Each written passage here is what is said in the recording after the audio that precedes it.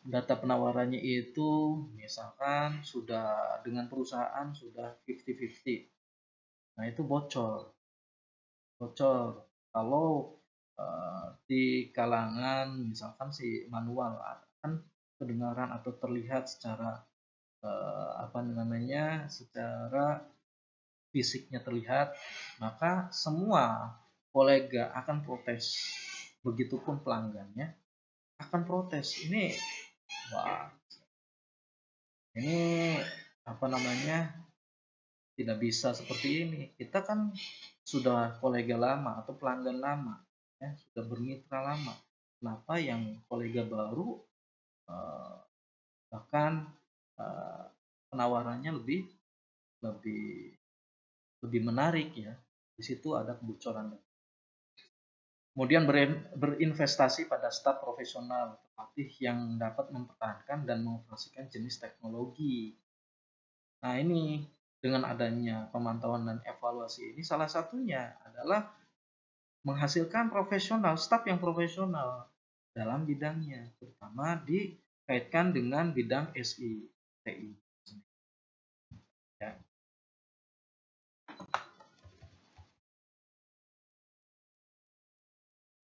Kemudian yang kedua adalah the need for speed. Ya, tahu sendirilah. Sistem tadi sudah dijelaskan bahwa sistem informasi itu butuh keakuran, relevansinya jelas, akurasinya jelas, tepat waktu. Nah, di sini the need for speed butuh ya ketepatan waktu. Jangan sampai kalau manual pasti di bawah berkasnya itu misal ya, taruhlah manual ini pemesanan atau ada semacam pengiklanan ya. Pengiklanan harus ke sana, harus ke pusatnya dulu atau langsung ke tempatnya.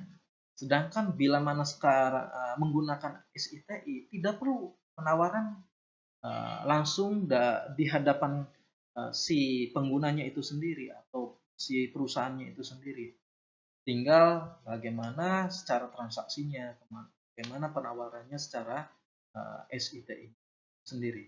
Nah, bisa dilihat atau diilustrasikan ya bagaimana penawaran secara manual, diilustrasikan bagaimana menggunakan penawaran secara SITI. Itu dilihat dari sudut pandang the need for speed ya.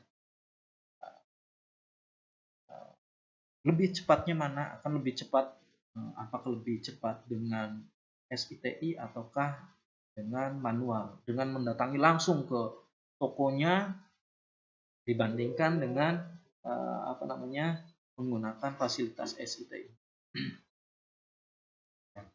Berinvestasi dalam TI dapat membantu Anda meluangkan sedikit waktu. Jelas ya. Di situ dengan ada kecepatan berarti di sisi lain berarti waktunya kan yang diluangkan akan kalian gunakan untuk kegiatan lain. Artinya di situ kegiatan yang berkaitan dengan dalam proses perusahaan itu sendiri. Yang kedua adalah sebagai nilai tambah perusahaan dalam dunia bisnis. Jelas sekali bahwa dengan adanya investasi bidang SITI itu ya pasti di situ ada nilai tambah dari dunia perusahaan. Profitnya semakin meningkat, ya, keuntungannya semakin meningkat. Wah, kenapa? Di situ dengan penawaran yang melalui SITI sendiri akan mendatangkan sebuah kolega ataupun pengguna-pengguna ataupun di situ customer ya atau consumer ya, mendatangkan consumer yang tidak satu dua, minimal itu melihat dan kemudian akan membeli dari barang ataupun produk yang ditawarkan ya. Kemudian tank is resource, sumber utamanya adalah waktu. Waktu ya. Sumber daya waktu merupakan sebagai sumber utama dalam penyampaian bisnis. Jadi diingatkan bahwa time is money. waktu adalah uang. Itulah bahasa dari bisnisnya. Itu semboyan dari orang-orang bisnis seperti itu, tidak dihilangkan. Ya. Salah satu hal yang sangat baik dari teknologi informasi adalah penghematan waktu dengan menggunakan teknologi tadi. Karena speed, need for speed, ya, need for speed, ya, nah, seperti itu. Kemudian perusahaan atau organisasi yang tidak menggunakan produk TI ataupun menggunakan masih berbasiskan manual dalam melaksanakan tugasnya akan mengalami kesulitan dalam banyak hal. Mengingat banyak pekerjaan yang dulunya dilakukan dengan cara manual telah digantikan dengan sistem komputerisasi yang terbukti memberikan kemudahan, efektivitas, efisiensi dari segi biaya dan jelas. Nanti efisiensi biaya yang tadinya banyak pekerja, ya, ternyata dengan satu dua pekerja yang di situ jelas fungsi dan tugasnya, maka akan lebih efisien, ya, efisien dari segi biayanya. Efektivitasnya akan lebih terasa, ya, dengan ketepatan waktu, ya, efektif, dari kerjanya lebih efektif, ya, akan terkoordinir, akan termonitor, ya, seperti itu. Dan beberapa akses kemudahan yang lain. Kemudian ada beberapa tahapan, salah satunya adalah tahapan RIB, ya, dalam berinvestasi TI, evaluasi investasi TI. Yang pertama adalah identifying, justifying, prioritizing, selecting, performing, dan realizing. Nah, itu. Nah, ada penjelasannya, silakan bisa dilihat kembali.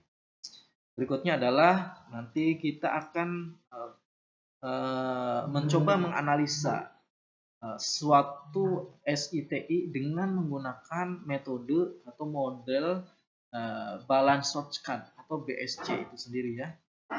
Di sini ada visi akan dijelaskan berupa analisis eksternal SWOT dan analisis internalnya. Kemudian diuraikan secara IT balance shortcut-nya seperti apa, ya, dari perusahaannya, customer-nya, operation-nya, berorientasi ke depannya seperti apa. Nah, itu menghasilkan bahwa blueprint dari pengembangan TI hampir sama dengan framework dari Word and Paper, ya. Bukan hampir sama, bagian. Kalau Word and Paper itu John Paper itu terkait dengan keseluruhan. Nah, ini adalah bagian dari SITI-nya, sudut pandang SITI. Nah, ini itu saja mungkin sedikit dari saya penjelasan. Nanti berikutnya adalah terkait dengan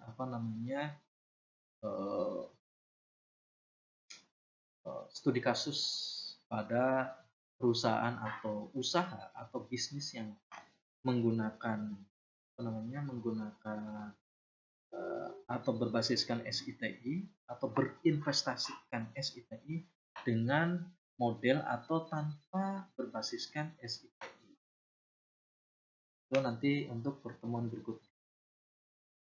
Saja mungkin penjelasan dari saya. Bila mana ada pertanyaan, silakan bisa melalui sistem di kampusnya atau bisa kontak langsung dengan saya.